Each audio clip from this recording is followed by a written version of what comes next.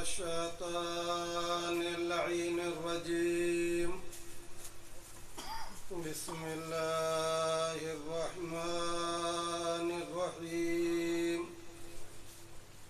الحمد لله رب العالمين والعاقبة للمتقين والجنة للمؤمنين والنار للعاصين والكافرين والمنافقين.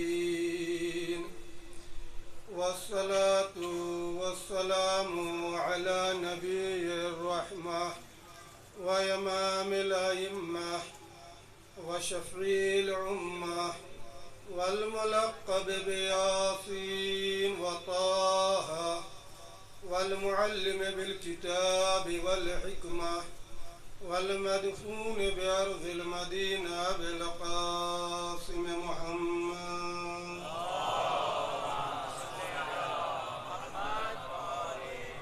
وعلى أهل بيته الطيبين الطاهرين المعصومين المظلومين المنتخبين المنتجبين الذين أذهب الله عنهم الرجس وطهرهم تطهيرا.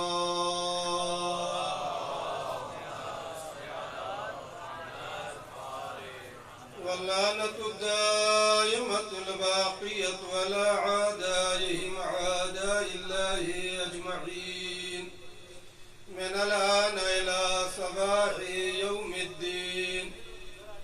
أما بعد فقد قال الله تبارك وتعالى في محكم كتابه ومتقنه وقوله الحق. بسم الله الرحمن الرحيم. إن الذين قالوا ربنا الله ثم استقاموا تتنزل عليهم الملائكة ألا تخافوا ولا تهزنوا وابشروا بالجنة التي كنتم توعدون.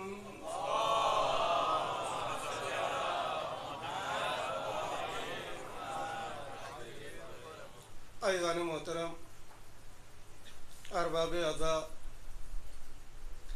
یہ سورہ فصلت کی وہ آیت کریمہ ہے کہ جس میں صراحتاً یہ اعلان ہو رہا ہے کہ جو بھی شعار حق اپنائے ہوئے ہیں اور اس شعار حق پر ثابت قدم ہیں،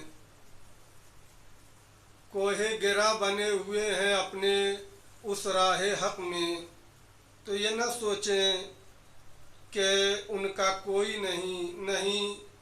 جب بھی طوفان اور سیلاب کے بھور انہیں اپنی زد میں لینا چاہیں، جب بھی اس ثابت قدم اور کوہ گرا انسان پر ظلم و تشدد کے پہاڑ توڑے جائیں، تو چاہے اس کا کوئی ساتھ دے یا نہ دے، لیکن یقیناً جو خالق کائنات ہے، جو رازق کون و مکان ہے، خالق کون و مکان ہے، وہ یقیناً اسے تنہا نہیں چھوڑتا ہے. آواز آتی ہے کہ تمہارا کوئی ساتھ دے یا نہ دے، لیکن ملائکہ تمہارے پاس آئیں گے اور یہی کہیں گے کہ تمہیں حزن و ملال کی ضرورت نہیں ہے.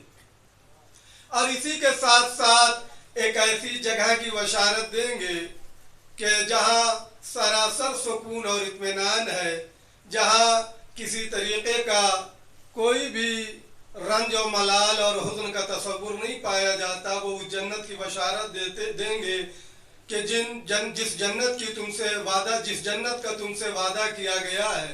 دوستو، شعار حق اور راہ حق پر کوہ گرا بنے رہنا معمولی کام نہیں ہے.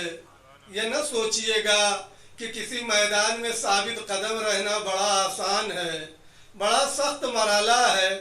کہنا آسان ہے، سوچنا آسان ہے، لیکن واقعاً عملی اعتبار سے کسی بھی راہ پر گامزن رہنا، ثابت قدم رہنا بڑا سخت مرحلہ ہے.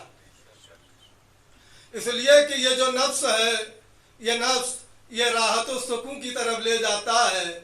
یہ منفعت و راحت کا شادائی ہے، یہ نہیں چاہتا کہ کوئی زحمتوں میں رہے، کوئی مشکلوں میں رہے، یہ چاہتا جتنا سکون تمہیں رہے، چاہے دنیا زحمت میں رہے، چاہے اعزاء و اقربا پریشانی میں رہے، صرف تم اپنے لیے سکون اور اطمینان تلاش کرو۔ لذا یاد رکھ لیجئے یہ نفس ہے جو ثابت قدم نہیں رہنے دیتا۔ کیوں؟ اس لیے کہ جب زحمتوں کو دیکھتا ہے، جب مشکلات کو دیکھتا ہے، جب پریشانیوں کو دیکھتا ہے تو کہتا ہے تمہیں کو کیا ہو گیا ہے کہ تم اس راستے پر اکیلے کھڑے ہوئے ہو، جیسے اتنے لوگ بے راہے ہیں، تم بھی اس راستے کو چھوڑ کر چلے جاؤ۔ لیکن یاد رکھ لیجئے کہ جس کے روح میں قوت، عظیم قوت پائی جائے، جس کی روح عظیم ہوتی ہے، جب وہ شعار حق کو اپنا لیتا ہے اور ثابت قدمی پر ڈٹ جاتا ہے تو پھر اب نفس اس کو روک نہیں پاتا ہے، بلکہ اس کا نفس اتنا عظیم ہوتا ہے، اس میں خود اتنا اطمینان پایا جاتا ہے نفس میں کہ وہ اپنے اعضاء کے اور جوارح کے جو اضطراب ہے اس کو بھی تحمل کر لیتا ہے۔ اور اسی لیے یاد رکھ لیجئے یہ بڑا سخت مرحلہ ہے۔ سب جانتے تھے سرکار سید الشہداء نے جو آواز بلند کی ہے، سب جانتے تھے کہ اس طوفان میں کوئی نہ بچے گا، سب ایما بہ رہے تھے، سب کے ایما بہ رہے تھے، سب کا خون بہ رہا تھا، سب شرافتیں ڈوب رہی تھیں، سب یہ سوچ رہے تھے ہمارے آقا اور مولا نہ جائیں۔ بہت سے مشورہ لوگوں نے دیا ہے، جو 12 لوگ یا 18 لوگوں کی تعداد تاریخ میں نقل ہے، جس میں 8 افراد وہ ہیں کہ جنہوں نے کہا آپ بیعت کر لیجئے، آپ اس کے خلاف آواز نہ بلند کیجئے۔ سب یہ سوچ رہے تھے کہ حسین جا رہے ہیں، سب سمجھ رہے تھے قتل کر دیے جائیں گے، سب سمجھ رہے تھے شہید کر دیے جائیں گے، سب سمجھ رہے تھے مار دیے جائیں گے۔ لیکن میرے دوستوں میں ایک جملہ کہنا چاہتا ہوں، سب چاہ رہے تھے اپنے ہوں پرائے ہوں، سب چاہ رہے تھے حسین بچ جائیں، یہ ان کی فکر تھی، لیکن میرے مولا کی فکر یہ تھی میں بچوں یا نہ بچوں، میرے نانا کا دین بچ جائے۔ اسی لیے یہ دو فکریں تھی، ایک فکر یہ چاہ رہی تھی کہ مولا بچ جائیں، آقا بچ جائیں۔ یقیناً اگر سرکار سید الشہداء بچ بھی جاتے، درحال ہے کہ امکان نہیں تھا بچنے کا، خود امام نے اس بات کا اعلان بھی کیا ہے کہ میں جس جگہ بھی چلا جاؤں یہ مجھے قتل کر کے چھوڑیں گے، یہ مجھے رہنے نہیں دیں گے زندہ، یہ امام نے بیان کیا ہے۔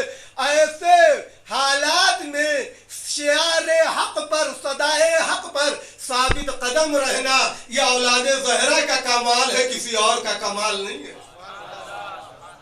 اور دوستو جب یہ قیام اس منزل سے میرے مولا نے طے کیا ہے تو لوگوں نے یہ سوچا اس قیام کی عظمت کو گھٹانے کے لیے کہنے لگے حسین ثواب شہادت کے لیے جا رہے ہیں، ثواب شہادت کے لیے جا رہے ہیں، چونکہ یہ جانتے ہیں قرآن ان کے گھر اترا ہے، احادیث ان کے یہاں ہے، اپنے نانا سے سنا ہے، تو یہ اس لیے جا رہے ہیں تاکہ ثواب شہادت مل جائے۔ آپ ذرا اندازہ کیجئے کتنی کوتاہ فکر ہے کہ جو یہ سوچ رہی ہے کہ امام نے یہ آواز بلند کی ہے صرف ثواب شہادت کے لیے۔ کیا کوئی اور مدینے میں قرآن پڑھنے والا نہیں تھا؟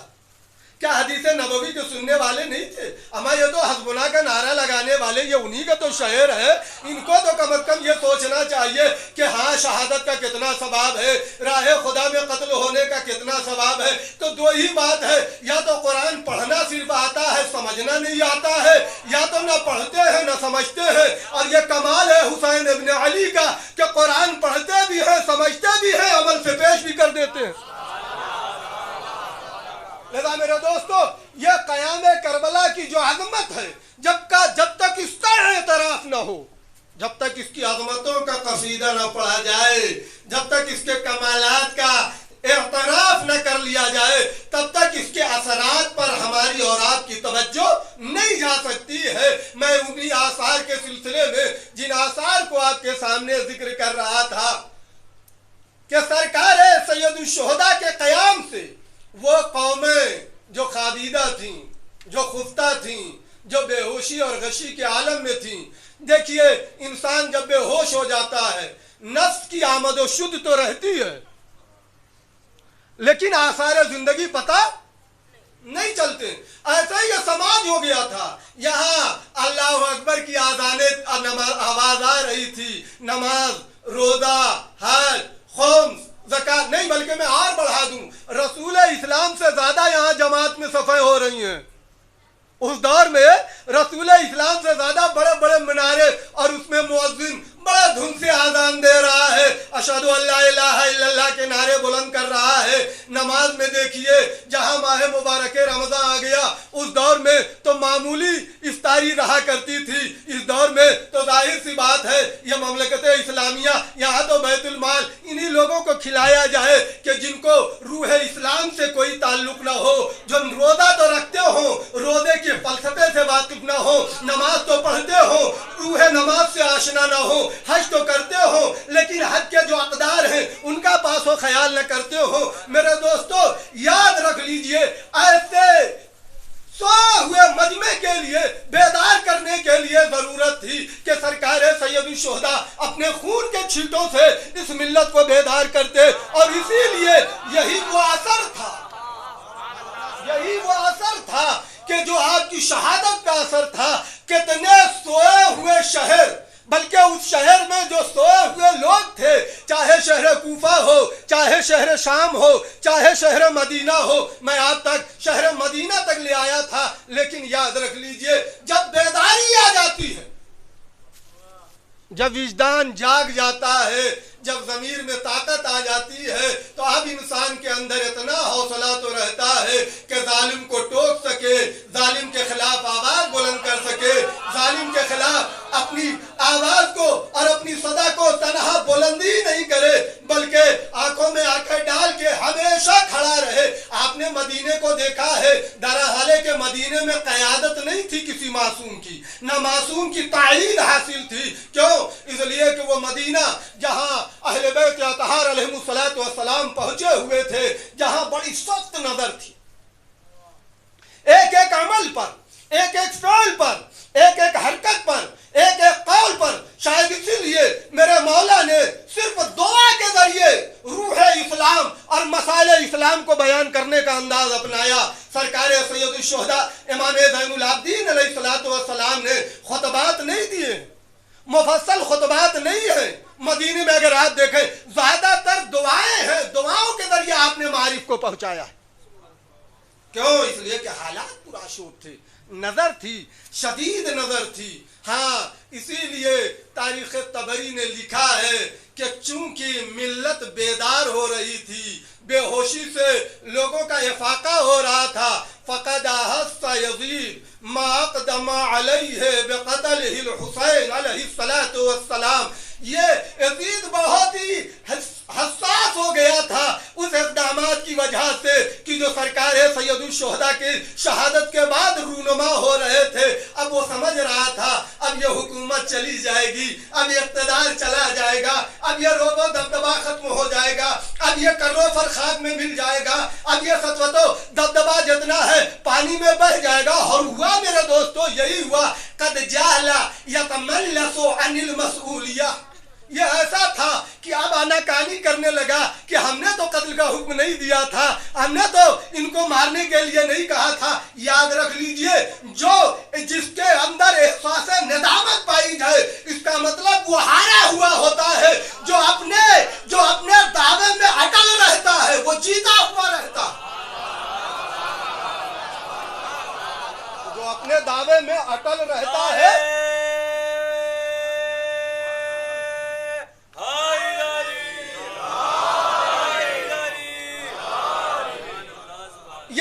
تاریخ ہے. یہ مدینہ واقعہ ہررا جسے میں نے آپ کے سامنے ذکر کیا تھا، اس کے بعد جو شہر ہے، بڑا عظیم شہر، بڑا مقدس شہر، بہت پاکیزہ شہر، جس کو مکہ مکرمہ کے نام سے یاد کیا جاتا ہے، وہاں کوئی اور نہیں ہے. ایک ایسا شخص ہے کہ جو بہت ہی بڑے باپ کا بیٹا ہے، بہت بڑے باپ کا بیٹا ہے، وہ وہاں ہے. اچھا، تاریخ نے لکھا ہے، جعفر ابن نما علیہ الرحمہ نے اس بات کو لکھا ہے کہ وہ چلا تو گیا بغیر بیعت کیے ہوئے، چھپ کے چلا گیا، ڈر کے چلا گیا، راستہ بدل کے مکے پہنچ گیا. اور جب مکے پہنچا ہے تو ابھی کچھ نہیں کہہ رہا ہے، ابھی صرف عبادتیں کر رہا ہے. ذرا سا کردار پہچانیے گا میرے دوستو. صرف عبادت، صرف ریاضت، صرف مسجد میں جب دیکھو تب سجدے میں، جب دیکھو تب رکوع میں. اس طریقے سے لوگوں کو اپنا گرویدہ بنا رہا ہے. لوگ اس سے نزدیک ہوتے چلے آ رہے ہیں. صحابی کا بیٹا ہے، صحابی کا بیٹا ہے. ہر طرف سے اس کے جتنے بھی رشتہ دار ہیں وہ ظاہر سی بات ہے ان لوگوں کے نگاہ میں یقیناً معزز ہیں. اب وہ اپنی عبادت کا، اپنی ریاضت کا، اپنی مناجات، اپنی دعاؤں کے ذریعے سے لوگوں کو اپنی طرف جذب کر رہا ہے. اچھا بولا کب؟ بولا اس وقت جب سرکار سید الشہداء کو سرزمین کربلا پہ قتل کر دیا گیا. تب اس نے اہل مکہ کو جمع کیا اور خطبہ دیا ہے. اور اس خطبے میں سب سے پہلے اس نے اہل کوفہ کی مذمت کی ہے. انا اہل الکوفہ غدرون و فجار، یہ سب غدار اور فاسق و الا قلیلا منهم، سوائے چند لوگوں کے. یہ خطبہ دے دیتے تھے. اس کے بعد کہتا ہے ان لوگوں نے سید الشہداء کو بلایا اور بلانے کے بعد یہ کہا کہ ہم آپ کو ابن زیاد کے حوالے کریں گے، لیکن اختارا المیتۃ الکریمہ علی الحیات الذمیمہ. کون کہہ رہا ہے؟ ابن زبیر کہہ رہا ہے. کیا کہہ رہا ہے؟ سید الشہداء نے با کرامت موت کو ذلت نما زندگی پر ترجیح دی ہے. وہ موت کہ جس میں کرامت ہے، جس میں بزرگی ہے، جس میں عنایات ہیں، ایسے کو انہوں نے اپنایا. وہ زندگی کیسی جی جس میں ذلت ہو، جس میں خاری ہو، جس میں روز ڈیلی دوسرے کے سامنے ابا حضوری کرنا ہو. یہ زندگی اچھی نہیں لگتی. اس سے بہتر موت ہے. اس سے بہتر موت ہے میرے دوستو. سرکار سید الشہداء نے، اسی لیے میرے مولا کا پہلا نعرہ تھا حیات من الذلہ. خبردار، ہم ذلت پسند نہیں کرتے. یہ کون ذکر کر رہا ہے؟ یہ ابن زبیر کہہ رہا ہے کہ اختارا المیتۃ الکریمۃ علی الحیات الذمیمہ. اس کے بعد پھر گریا کرتا ہے ورحم حسینا، اے میرے رحیم و کریم پروردگار حسین ابن علی پر رحم فرما. اس کے بعد دوسرا بھی جملہ واخذ قاتلہ، اور جو ان کا قاتل ہے اس کو ذلیل و رسوا فرما. دوستو ذرا اندازہ کیجئے یہ سب باتیں کرا. اس کے بعد ایک مرتبہ لوگوں سے مخاطب ہو کے کہتا ہے بتاؤ یہ وہ لوگ ہیں حل نصدق کلامہم، کیا ہم ان کی تصدیق کر سکتے ہیں؟ کیا ہم ان کی بات کو مان سکتے ہیں؟ کہتا لا واللہ، ہم نہیں دیکھتے، وہ اس لائق ہی نہیں ہے کہ ان کو تسلیم کیا جائے. یہ کون کہہ رہا؟ یہ ابن زبیر کہہ رہا. اب نعرہ لگا رہا ہے کہ حسین کے خون کا بدلہ لینے کے لیے سب کو کھڑے ہونا چاہیے. ادھر سن 63 ہجری میں جو واقعہ حرہ پیش آیا ہے، اور یہ واقعہ حرہ کے بعد یعنی مدینے کو تاراج کرنے کے بعد جب مسلم بن عقبہ کہ جس کو مورخ نے مصرف کے نام سے یاد کیا ہے، جب یہ پہنچا قدیس کے علاقے میں مشلل پر پہنچا ہی تھا کہ یہ واصل جہنم ہو گیا. اور وہاں بڑی سرکار کے حکم کے مطابق پھر جو لشکر کا امیر بنا وہ حسین بن نمیر ہوا، اور آ کے اس نے جیسے ہی خانہ کعبہ شہر مکہ کے نزدیک پہنچا، مختصر سی جھڑپیں ہیں میرے دوستوں جو ابن زبیر نے کی ہیں. اس کے بعد کیا ہوا؟ سیدھے چلے گئے، شہر کا دروازہ بند کر لیا. کتنے مہینے شہر کا دروازہ بند رہا؟ خانہ کعبہ 2 مہینے کچھ دن محاصرے میں رہا ہے. پورا محرم اور پورا سفر اور ربیع الاول کی تقریباً نصف تاریخ تک، اس لیے کہ 14 ربیع الاول سن 64 ہجری میں یہ یزید نحس واصل جہنم ہوا ہے تاریخ طبری کے مطابق. یہاں تک اچھا جب یہ پہنچا وہاں اور اس نے محاصرہ کر لیا، حسین نے محاصرہ کرنے کے بعد کیا آپ سوچ رہے ہیں کہ یہ بس محاصرہ کیے ہیں کچھ کر نہیں رہے؟ نہیں، تاریخ نے لکھا ہے قذفوا البیت بالمجانیق وحرقوہ بالنار. ان لوگوں نے ایسے نہیں چھوڑا، منجینیق کے ذریعے حملہ کرنا شروع کیا اور خانہ کعبہ اور اس کے پردے اور اس کی دیواریں سب میں آگ لگ گئی. نہیں، میں نے تاریخ طبری میں عجب ایک فقرہ دیکھا ہے कि जो ये इब्ने ज़ुबैर के ये जितने चमचे थे इसके, ये और आग को भड़का रहे थे कि ताकि इसके जरिए से लोगों के दिलों में और बनी उमैया की नफरत पैदा हो। ये है तारीख तबरी ने एक दूसरी जगह इसको भी नकल किया। अच्छा बताइए, अब जब ये हमला पर हमला, लेकिन ये क्या, ये एक जगह चुपचाप बैठा था, कहता अना आयजुन बिल बैत, मैं तो बस पनाह लिए हुए हूँ खाने काबा में। आप जरा अंदाजा करें मेरे दोस्तों। अच्छा, जब आ गई वो तारीख कि जिसमें यजीद नहस वासिले जहन्नम हुआ, फसाहा बहिम, तब चिल्लाया, तब चीखा, कहा हलका ताज़ियतुहुम, तुम्हारा ताज़ी तो मर गया है, हलाक हो गया है, अब इसलिए जंग कर रहे हो, जाओ। लोगों को जिधर जाना चाहेगा लोग चले जाएंगे। हसीन बिन नमीर ने उससे मुलाकात की, मक्के के एक इलाके में जिसे असतज नाम के नाम से याद किया जाता है, वहां पे गए ये इब्ने ज़ुबैर, हसीन बिन नुमैर से बैठकर बात हुई। उसने कहा ठीक है वो मर गए हैं, आप हमारे साथ शाम चलिए, हम आपके हाथों पर बैयत करेंगे। बड़ा होशियारो मक्कारो अय्यार था, उसने कहा नहीं, मुझे कबूतरे हरम बने रहने दो, यही मेरे लिए काफी है,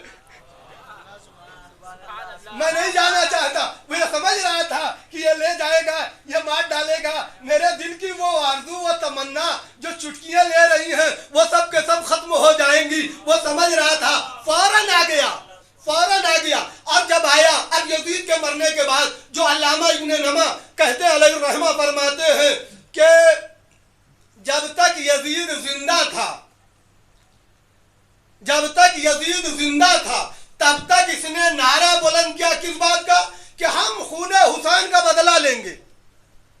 लेकिन एज़ा माता, जब यजीद मर गया तब इसने इस नारे को आरज़ा अन ज़ालिकल क़ौल, तो उसने इस अपनी बात से अपने को दूर कर लिया। असलन कहता ही नहीं था कि मैं उनके खून का बदला लूंगा, बल्कि क्या करता था, यतलबुल मुल्का लिनफ्सिह, बल्कि वो मुल्क को वो अपने लिए अब चाहता था हुकूमत हम करें, इख्तिदार हम करें। मेरे दोस्तों, ये इब्ने ज़ुबैर है कि जिसने वाक़े करबला से इस्तिफादा किया है, वाक़े करबला से अपनी आरज़ुओं की तकमील की है। मैं एक जुमला कहना चाहता हूँ, खाने काबा पर आग बरसाई गई, ये बाहर निकल के नहीं आए कि लो हम हैं, हमें गिरफ्तार कर लो, हमें मार डालो। खाने काबा पर आग न आने दो, ना आने पाए, हम खुद चले जाएं। आप जरा अंदाजा कीजिए, होना तो यही चाहिए था कि चला गया होता। हसीन ने कहता लो मुझे ले चलो शाम में गिरफ्तार करके, खाने काबा को वीरान न करो, बैतुल्लाह पर मिंजनीक के जरिए से गोलाबारी न करो। मेरे दोस्तों, ये नहीं किया उसने। और जब तक लोगों को भड़काता रहा सिर्फ खूने सरकारे सैयदुल शुहदा के इंतकाम के लेके, लेकिन जैसे ही देखा हालात मुनासिब हो गए हैं, साजगार हो गए हैं, अब मेरी दुकान चलने वाली है, अब मेरा सिक्का चलने वाला है, फौरन इससे मुनारिफ हो गया। इसका मतलब क्या हुआ मेरे दोस्तों, एक मिजाज ऐसा होता है कि जो दीन से अपनी दुनिया बनाता है। एक मिजाज ये है कि जो दीन से अपनी दुनिया बनाता है। ये हाफिज़ कुरान है, ये मदरसे के मुदीर हैं, ये बड़े खतीब हैं, ये चाहते क्या है, ये दीन के लिए नहीं करेंगे, मज़हब के लिए नहीं, शरीयत के लिए नहीं, मोमिनीन के लिए नहीं, दुआबा के लिए नहीं, गुलाबा के लिए नहीं, ये अपने कबीले के लिए, अपने खानदान के लिए, अपने आइज़ा व अक़रबा के लिए। दोस्तों याद रख लीजिए, अगर ये कहीं मिजाज दिखाई दे, ये ज़ुबैरी मिजाज है।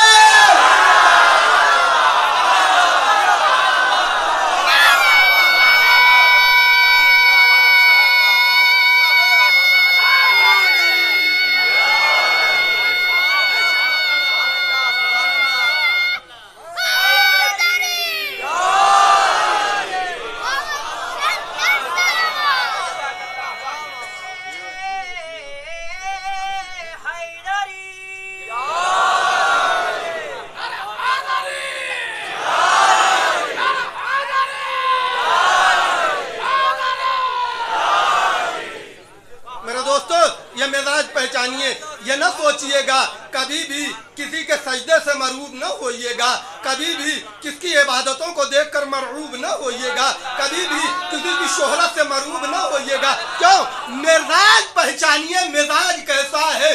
जो हुसैनी मिजाज होता है उसकी नजर में दीन होता है, मजहब होता है,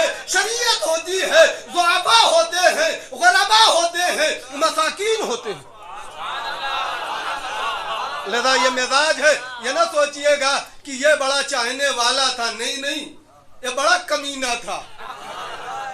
जैसे ही पाया हुकूमत पहला खुतबा दिया, उसमें सरकार का नाम नहीं लिया, सरकार खत्मी मर्तबत हजरत मोहम्मद मुस्तफ़ा सल्लल्लाहु अलैहि वसल्लम का।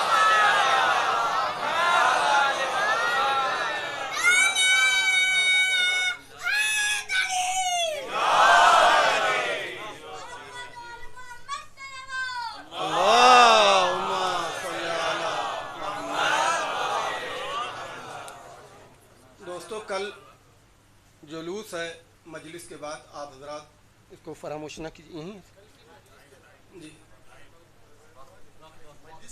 मजलिस के फौरन बाद जो है वो जुलूस जो है वो बरामद होगा। एक सलवात पढ़िए मोहम्मद वाले में।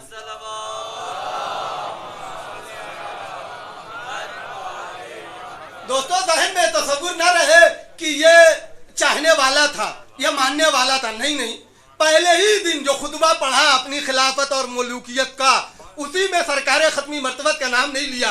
और जब एक सलवात पढ़िए मोहम्मद वाले मोहम्मद पर।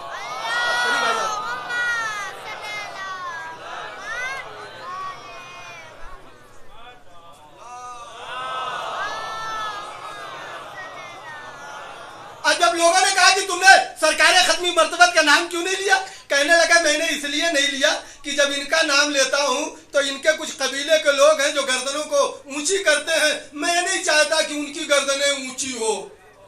ताज्जुब है, सरकार का नाम, जिसके नाम पर हुकूमत कर रहा है कमबख्त, जिसके नाम पर ये मसनद पर बैठा रहा है, उन्हीं का नाम नहीं ले रहा। हज़रात दावा करें। और इब्न अबिल हदीद मुतज़िली ने बड़ा अच्छा जुमला लिखा है कि इसका दावा यह था कि यद्दई, वो दावा करता था कि आना अहक़्क़ु बिहा मिन अबीही व तलहा, मैं खिलाफत का ज्यादा हकदार हूं अपने बाप से भी। और ये इसमें इब्न अबिल हदीद मुतज़िली ने लिखा। आप जरा अंदाजा कीजिए, ये ऐसा शख्स, ये वो थे कि जिन्होंने फायदा उठाया है, जिन्होंने खून हुसैन से सिर्फ अपनी हुकूमत के लिए, अपनी आरज़ुओं के लिए, तभी तो कहने लगे लोगों को कि आओ खून का बदला लेने, इंतकाम लेने के लिए। लेकिन ये बड़े खतरनाक थे। मेरे दोस्तों, याद रख लीजिए, कुछ अवाम ऐसी रहती है जो इन बड़े लोगों के फलसफों को नहीं समझती है। ये जो बड़े बड़े लोग हैं, ये अवाम को ऐसा उलझाए रखते हैं कि ये अवाम ये समझती है बड़ा पक्का आदमी है, बड़ा मोमिन आदमी है, बड़ा अच्छा आदमी है, तो बेचारे जाने क्या है, और कोई जान भी नहीं सकता। क्यों? इसलिए कि जाहिर सी बात है, इनके इतने पैतड़े आते हैं कि ये हर जगह दूसरों को अपनी तरफ खींच लेते हैं। ये लेकिन जब कौम ने देखा कि है ये तो वो था कि जो बहुत ही मोटे मोटे मगरमच्छ के आंसू बहा रहा था है, और आज इसका रंग बदल गया।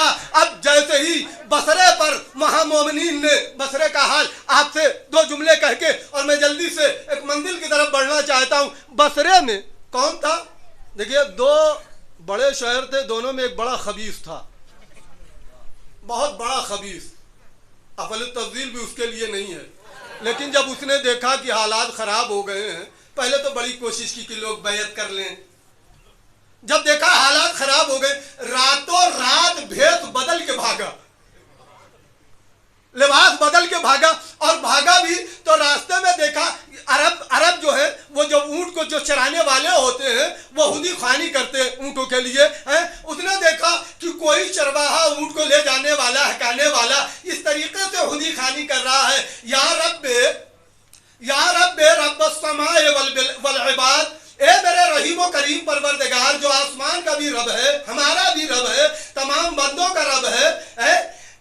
आलिन ज़ियादा व बनी जिहाद। इसने सोचा कि है मेरा इतना मुकद्दर खराब कि ये ऊंट के चरवाहे मुझ पर लानत भेजे। दोस्तों, ये असर किसका है? ये उसी कयाम का है, वो उसी कयाम का असर है कि इतना बेदार हो गया चरवाहों का शऊर कि वो समझते हैं कि ये गालिब है।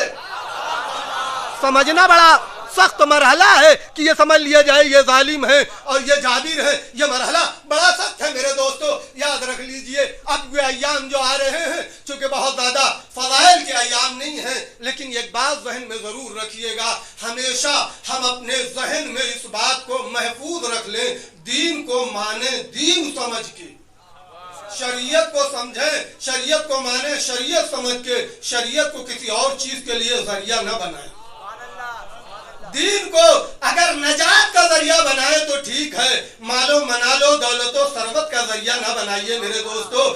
یہی کتاب کربلا چیخ چیخ کے ہم سب سے پکار پکار کے یہ کہہ رہی ہے, خبردار تم نے ذرا ہمارے اوراق پر تو نظر کر لو, ہمارے اوراق پر تو ایسے کوئی دھبے ہی نہیں ہے, ہمارے چاہنے والے ہو, ہمارے ماننے والے ہو, ہماری کتابیں کربلا کے پڑھنے والے ہو, تلاوت کرنے والے ہو, تمہارا مزاج بھی ایسے ہی ہونا چاہیے جو کربلائیوں کا مزاج ہے, جو حسینیوں کا مزاج ہے, جو اہل بیت اطہار کے چاہنے والوں کا مزاج ہے.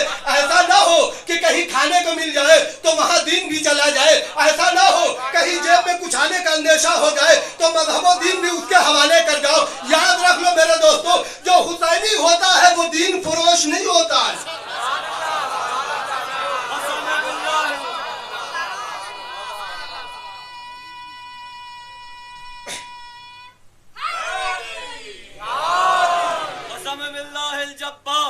محمد المختار وبعلي الكرار وفاطمة ابنة الأطهار. نحن قوة محمدية علوية فاطمية حسنية حسينية سجادية باقرية جعفرية كاظمية رضوية جوادية خادمية عسكرية مهدوية وزينبية. لن نركع. لبيك يا حسين, لبيك يا حسين, هيهات من الذلة, هيهات من الذلة, حيدري حيدري محمد آل محمد صلوات.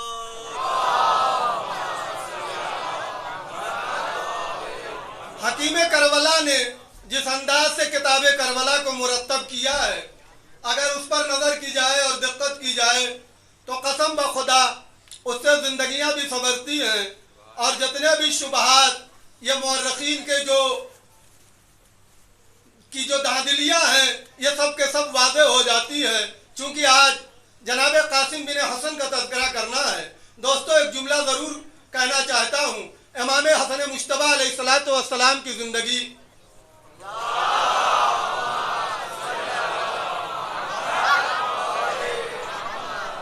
اتنی پاکیزہ زندگی, اتنی طیب و طاہر زندگی, اتنی با کرامت زندگی, قسم بخدا جو خود کریم اہل بیت کے نام سے مشہور اور معروف ہوں. لیکن آپ ذرا اندازہ کیجئے, بعض مورخین نے بڑی دھاندلیاں کی ہیں, بعض مورخین نے میرے اس مولا پر ایک ایسا اعتراض, ایک ایسا اشکال, ایک ایسی بات منسوب کر دی ہے, واقعاً کوئی چھوٹا بھی ذہن اس بات کو ماننے کے لیے تیار نہیں ہے.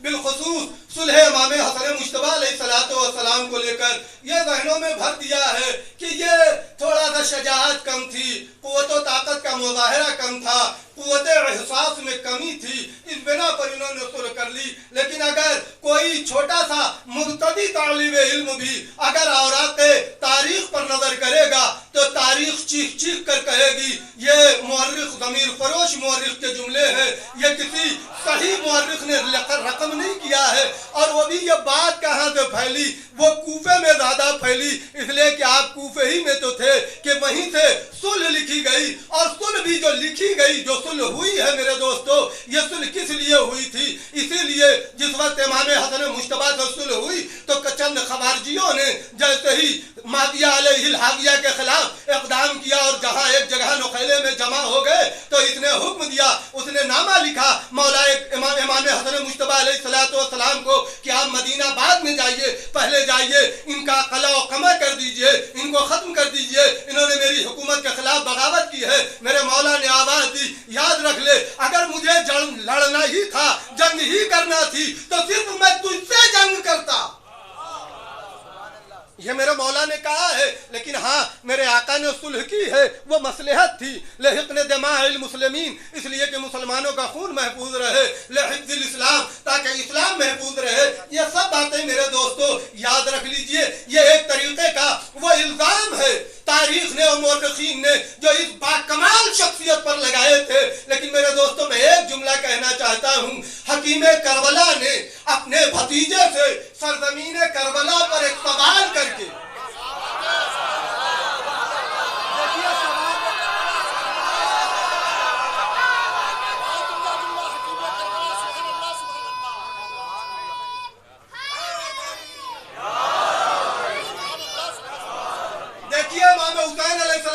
ने मदीने में नहीं पूछा था ए बेटा मौत तुम्हारे नजदीक कैसी है, मक्के में नहीं पूछा था मौत तुम्हारे नजदीक कैसी है, रास्ते में नहीं पूछा था मौत तुम्हारे नजदीक कैसी है, पहली मुहर्रम को नहीं पूछा है कि मौत तुम्हारे नजदीक कैसी है, दूसरी मुहर्रम को नहीं पूछा है, वो भी ऐसे हालात में पूछा है कि जहां सबको यकीन है अब मर जाना है, मार डाले जाएंगे, कत्ल कर दिए जाएंगे। ऐसे लम्हात ऐसे हालात में सरकार सैयदुल शुहदा अपने भतीजे से पूछ नहीं रहे हैं बल्कि अपने भाई पर लगे हुए इल्जाम के धब्बे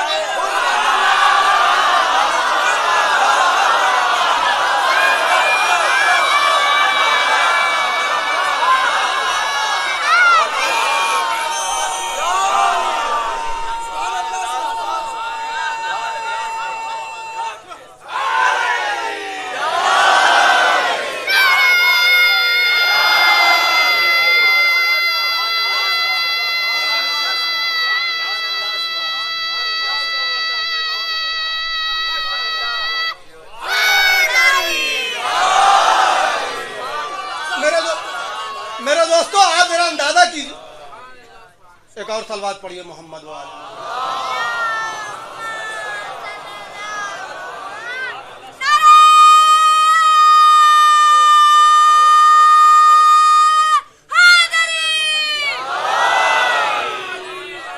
महिला कोई सवाल का महल नहीं था, पूछने का कोई मौका नहीं था। क्यों? इसलिए कि जितने भी आए थे जनाब कासिम से भी छोटे थे, लेकिन जनाब कासिम से पूछा और भरे मजमे में पूछा। नहीं, एक बात और मैं कहना चाहता हूँ, कूफे वाले यही तो कह रहे थे कि इमाम हसन ने सुल्ह कर ली। ये बहुत से वो कूफी थे जो आगे कहते थे या मुदिल्लल मोमिनीन अस्सलाम अलैका या मुदिल्लल मोमिनीन। हिम्मत थी जब जनाब कासिम गए होते तो ये कहे होते ये तो उनके आए हैं, कोई भी इनको कत्ल कर लेगा। लेकिन मक्तल ने लिखा है जब कासिम अपने करबला पर पहुंचे तो जितने लश्कर के थे सब कांप रहे थे।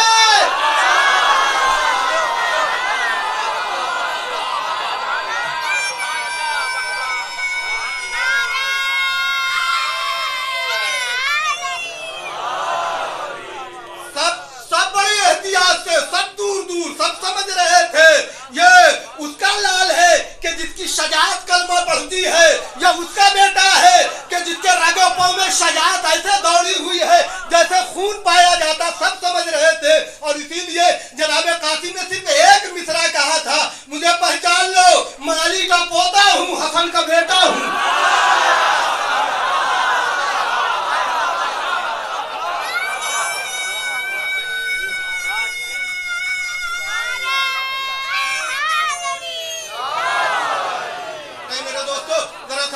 नजदीक होना चाहता हूं, याद रख लीजिए ये हकीम करबला ने जो तरतीब दे रखी थी तमाम इन अक़वाल और इन आमाल और तमाम इन अफ़ाल की जो किताबें करबला में मरहूम हैं, वाक़ईन एक एक कलमा एक एक लफ्ज़ अगर देखा जाए तो यकीनन उसमें हिकमत पाई जाती है। बस थोड़ा सा तदब्बुर की ज़रूरत है, थोड़े से गौर व फिक्र करने की ज़रूरत है, इसलिए कि जिस एतबार से मुरत्तब की है उसमें कई हिकमतें हैं, उसे दर्क करने की ज़रूरत है, तदब्बुर की ज़रूरत है। याद रख लीजिए करबला हमें शजाअत का दर्स देती है, करबला हमें इफ़्फ़त व तहारत का दर्स देती है, करबला हमें राह खुदा में मर मिटने का दर्स देती है। बहुत से किताबें करबला की औरात है मेरे दोस्तों जो गुम हो गए हैं। नहीं, गुम नहीं हुए, हमने गुम कर दिए हैं। जरूरत है समाज में ان کتاب کربلا کے گمشدہ اوراق کو پیش کرنے کی، جو درس کربلا، دروس کربلا، اسباق کربلا کے نام سے جسے یاد کیا جائے، ہمیں ضروری ہے کہ ہم ان کتاب کربلا کے ایک ایک ورق پر توجہ کر لیں۔ میرے دوستو یاد رکھ لیجئے، آج محرم کی کون سی تاریخ ہے؟ آج محرم کی 7ویں تاریخ، اور یہ 7ویں تاریخ کس سے مخصوص ہے؟ جناب قاسم بن حسن سے مخصوص۔ آپ کربلا، کتاب کربلا پہ نظر کیجئے تو کم از کم جو بھی اہل بیت اطہار کی نمایاں شخصیتیں ہیں، ان کا کوئی نہ کوئی نمائندہ ضرور کربلا میں موجود ہے۔ جناب قاسم جو بہت ہی کم سن تھے، جس وقت امام حسن مجتبیٰ کو زہر دغا سے شہید کیا گیا، بہت کم سن تھے، لیکن اس کم سنی میں بھی میرے آقا امام حسن مجتبیٰ نے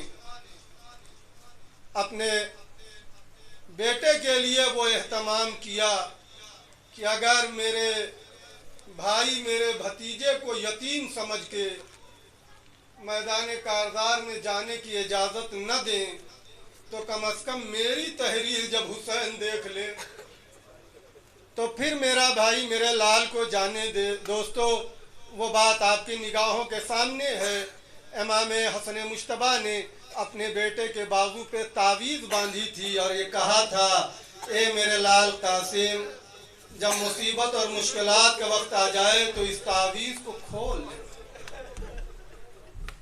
میرے دوستو یقیناً اس سے بڑی کیا مصیبت ہے، اس سے بڑی کون سی مصیبت ہے کہ جو کربلا کے میدان میں اہل بیت اطہار پر ڈھائی جا رہی ہے، یقیناً عظیم مصیبت ہے۔ دوستو سنیں گے، شب عاشور جب آئی، امام نے سب کو بتا دیا، حبیب تم بھی مارے جاؤ گے، مسلم تم بھی قتل کیے جاؤ گے، زہیر تم بھی شہید کیے جاؤ گے، بیٹا علی اکبر تمہارے سینے پہ برچھی کا پھل لگے گا۔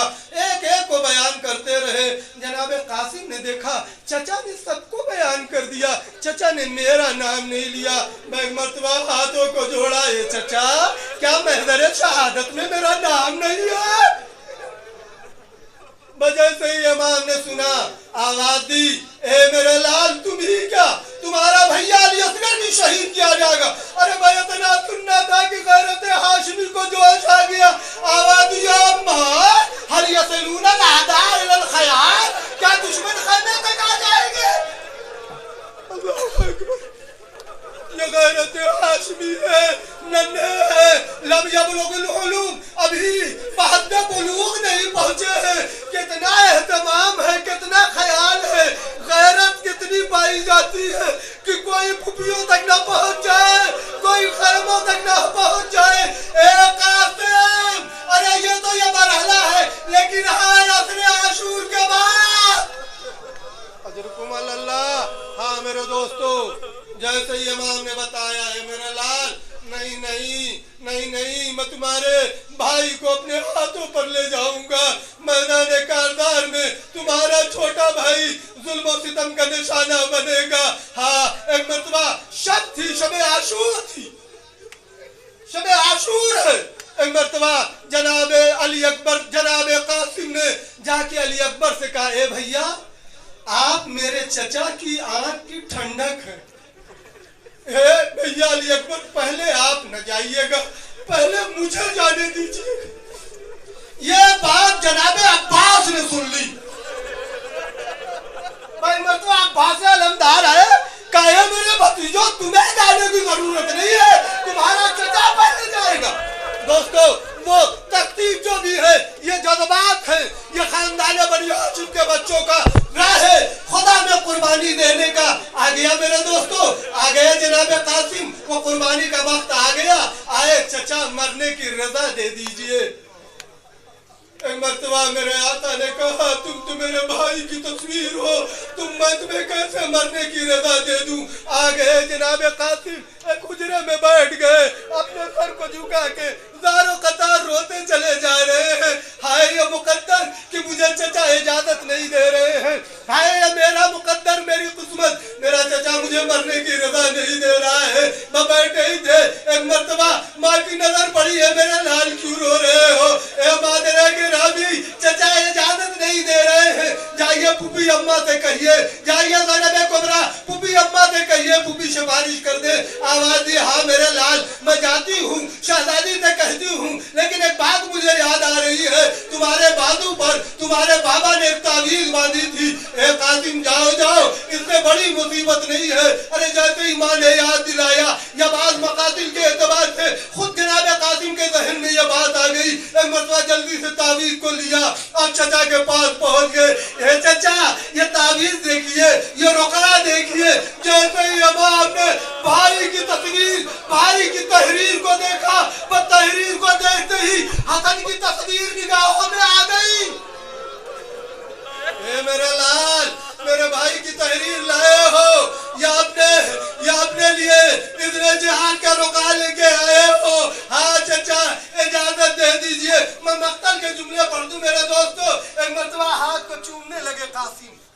میں نے نہیں دیکھا، مقتل میں بہت تلاش کیا، کوئی اس طریقے سے امام سے اجازت مانگ رہا ہو جیسے جناب قاسم مانگ رہے ہیں. اپنے چچا کے ہاتھوں کو چومنے چلے جا رہے ہیں. چچا اجازت دے دیجئے، اے چچا اجازت دے دیجئے. لیکن امام ہے جو اپنے بھتیجے کو اجازت نہیں دے رہے. وہ مقتل کے جملے ہیں میرے دوستو. میں ایک مرتبہ امام کے قدموں پہ سر رکھ دیا. اے چچا اب آپ کا بھتیجا سر نہ اٹھائے گا جب تک مرنے کی رضا نہ دے دے. میں ایک مرتبہ امام نے بھتیجے کو اٹھایا، گلے سے لگایا. اتنا روئے کہ دونوں پر غشیداری ہو گئی. زینب یہ منظر دیکھ رہی تھی، شہزادی یہ منظر دیکھ رہی تھی. جیسے ہی شہزادی نے یہ منظر دیکھا، دوستو ذرا تصور کیجئے کہ جب کوئی بے ہوش ہو جاتا ہے تو اس کو افاقے میں لانے کے لیے پانی کا چھڑکاؤ کیا جاتا ہے. اللہ اللہ، یہاں تو بچے اللہ تک کی صدائیں بلند کر رہے ہیں، یہاں تو پیاس سے جا بلب ہے. میں ایک مرتبہ آنسوؤں کا چھڑکاؤ زینب نے کیا، آ گئے ہوش میں. ایک مرتبہ ہاتھوں کو جوڑا ہے، میرے بھیا میرے بھتیجے کو جانے دیجئے. لو میرے دوستو، نرالی اجازت جناب قاسم نے لی ہے اور نرالے انداز سے میرے مولا نے اس بھتیجے کو سنبھالا ہے. وہ سنیں گے کیا ہے؟ خود امام نے اپنے لال قاسم کے سر پہ امامہ باندھا. سنتے ہیں نہیں، جو امامہ مستحب ہے جو میت کو ہم دیتے ہیں اس کا انداز کیا ہوتا ہے میرے دوستو؟ یہی تو کہ دونوں سروں کو لا کے سر سینے پر رکھ دیے جاتے ہیں، ڈال دیے جاتے ہیں. مقتل میں لکھا ہے کہ جس طرح جب امام نے اپنے لال کے سر پر امامہ رکھا تو دونوں سروں کو نکالا، قاسم کے سینے پر رکھ دیا.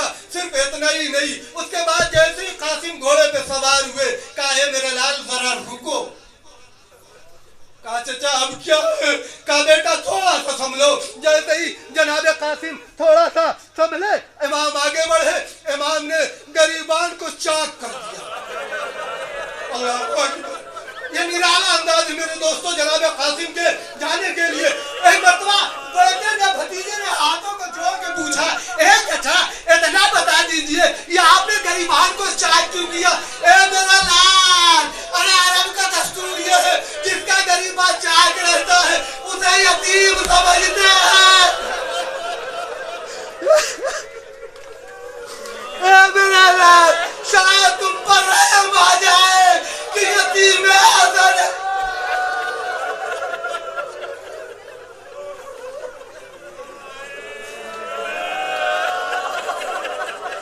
یہ دوسرا یا تمام اور آخری منزل ہے میرے دوستو.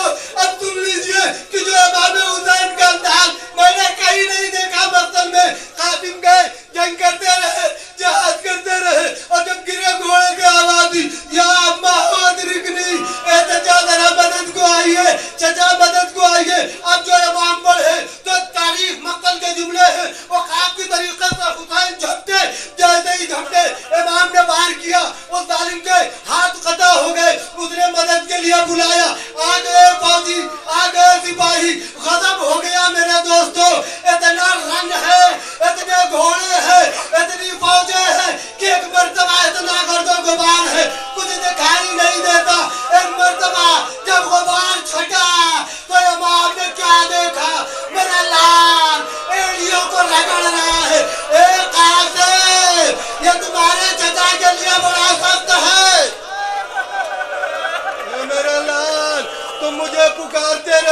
گے میرے دوستو، جب گھوڑے کی ٹانگ پڑتی تھی قاسم آواز دیتے تھے یا اماں ادرکنی، اے چچا مدد کو آئیے، واحد ایک شہید ہے مقتل کربلا میں جس کا لاشا پامال ہوا زندگی میں۔ اب جیسے ہی امام نے اپنے لال سے فریاد کی، اے میرے لال تیرا چچا شرمندہ ہے تو بلاتا رہا، میں تیری مدد نہیں کر سکا۔ ہاں ایک مرتبہ قاسم نے آخری ہچکی لی۔ سنو گے میرے دوستو، امام نے ہر ایک کا لاشا اٹھایا۔ اب قاسم کا لاشا کیسے اٹھائے؟ حبیب بن مسلم یہ کہتا ہے کہ ایک مرتبہ امام نے لاشے کو لیا، سینے سے لگایا، لے کے مقتل کی طرف چلے۔ ارے ایسے چل رہے تھے کہ زمین خط دیتے جا رہا تھا۔ اے چاہنے والوں، ابھی تابوت کی زیارت کیجئے گا، ارے بڑے اہتمام سے، ارے تشریح کیجئے گا۔ یہ قاسم کا حسن، یہ حسن کا قاسم، ارے زندگی میں پامال ہو گیا۔ دشمنوں